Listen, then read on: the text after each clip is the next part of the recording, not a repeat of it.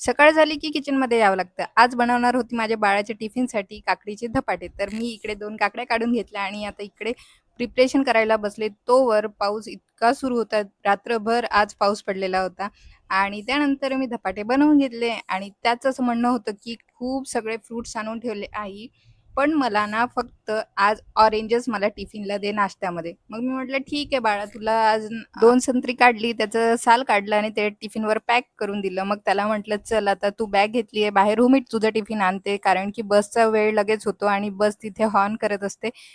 मग मी असं थोडंसं लाडगोजार केला आणि त्याला मग सोडायला गेले खाली आणि तिकडनी आले. त्यानंतर मग आपले कामं सुरू होतात. दाराच्या बाहेरची सगळी झाडझूड केली आणि रांगोळी होती ती पुसली कारण की 8 दिवस झाले जशीच्या तशी रांगोळी होती आणि मी एकदा काढली की 8 दिवस तरी ठेवते. तर मग तीच रांगोळी इकडे पुसून काढली. रात्रभर पाऊस जरी पडला तरी पाण्याचे ठिपके येऊन रांगोळी मिटत नाही आणि तेच एक प्लस पॉइंट आहे की इकडे रांगोळी सुरक्षित राहतं आणि खूप दिवसानंतर म्हणजे 8 दिवस तरी माझी रांगोळी चालते. तर मग इकडे साफसफाई करून घेतली, रांगोळी खाली फेकली आणि त्यानंतर मी घरी आले. घरी म्हणजे आतमध्ये आले आणि बघते तर इकडे कांद्याला कोंब आलेले होते कारण की थंड वातावरण आहे आणि आता मी साफ करते. तोपर्यंत भेटूया.